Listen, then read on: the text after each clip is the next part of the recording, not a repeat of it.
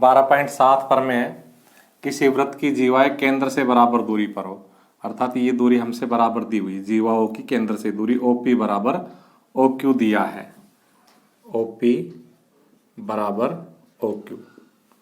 तो वे जीवाएं परस्पर बराबर होती, तो हमें क्या सिद्ध करना है, AB और CD आपस में बराबर है। रचना, O को A से मिला देंगे और O को C से मिला देंगे। O को A व C से मिलाया,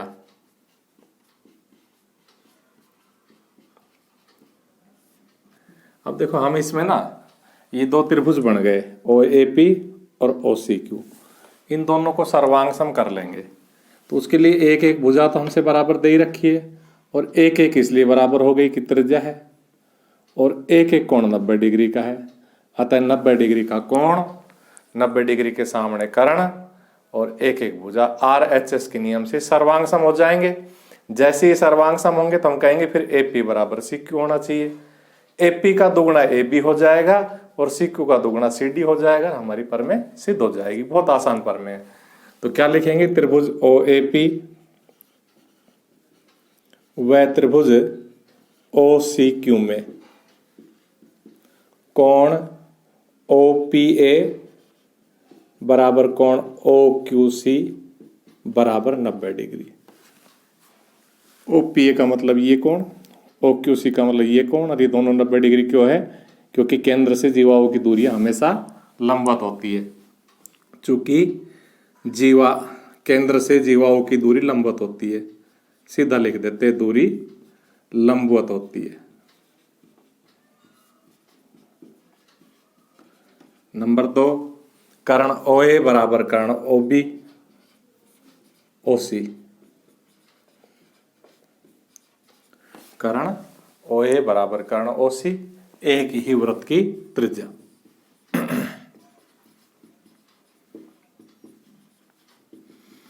और नंबर 3, भुजा OP बराबर भुजा OQ दिया है।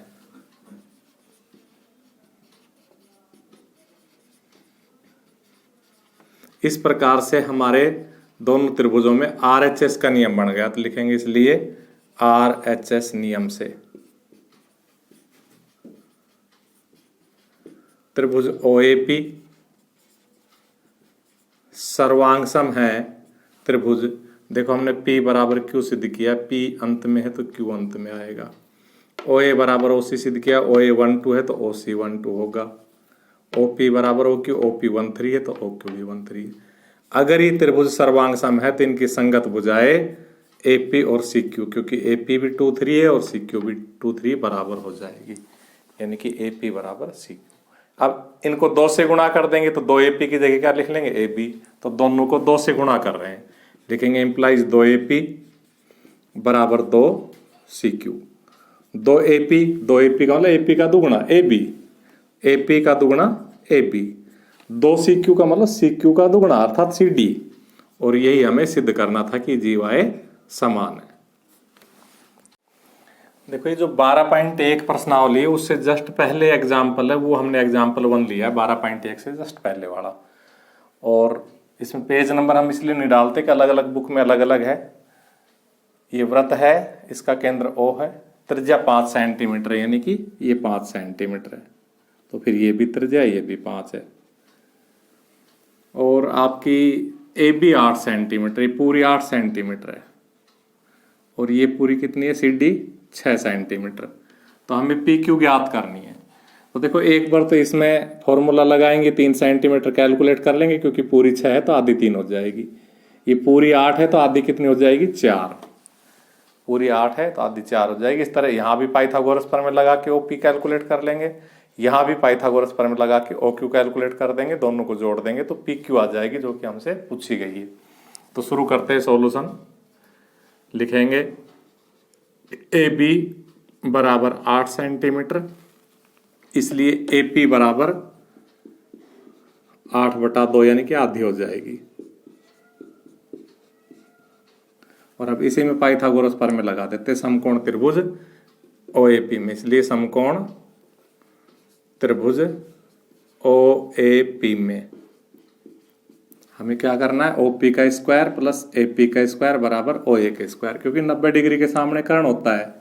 तो क्या हो जाएगा, O P square plus A P square, इनमें से एक को लंब कह लो, एक को आधार कह लो, इसको लंब कह लो, इसको आधार कह लो, बराबर कर्ण स्क्वायर ओ ए स्क्वायर। इसमें मान रख दो। देखो ओ पी का मान तो हम ज्ञात कर रहे हैं, ए पी का मान 4 और ओ ए का मान 5।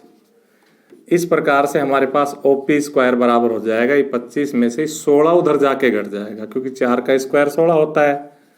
तो 25 में से 16 गया तो 9, और हमें स्क्वायर हटा दिया यहाँ, तो क्या निकल जाएगा, वर्गमूल 3 सेंटीमीटर। ठीक इसी प्रकार से इसको 3 कैलकुलेट करके ये क्या कैलकुलेट कर लेंगे। तो लिखेंगे सी डी बराबर 6 सेंटीमीटर, इसलिए सी क्यू बराबर 6/2 3 सेंटीमीटर, अर्थात ये 6 की आधी हो गई सी क्यू। अब वही पाइथागोरस पर में लगा देंगे, लिखेंगे समकोण त्रिभुज ओ सी क्यू में ओ क्यू स्क्वायर जो कि ज्ञात करना है, प्लस सी क्यू स्क्वायर जो कि लंब है या आधार है, कोई सा एक कह लो इसको, बराबर ओ सी स्क्वायर यानी कि कर्ण स्क्वायर। इसमें मान रख दो, तो ओ क्यू तो हम ज्ञात करना चाह रहे हैं, सी क्यू का मान 3 हो जाएगा, अभी अभी हमने कैलकुलेट किया है, ओ सी है ही त्रिज्या इसलिए 5।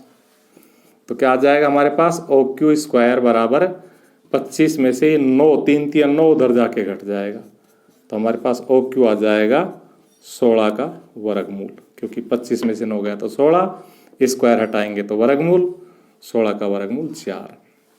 हम इसको और इसको जोड़ देंगे तो हमारी पी क्यू आ जाएगी, लिखेंगे आता है पी क्यू।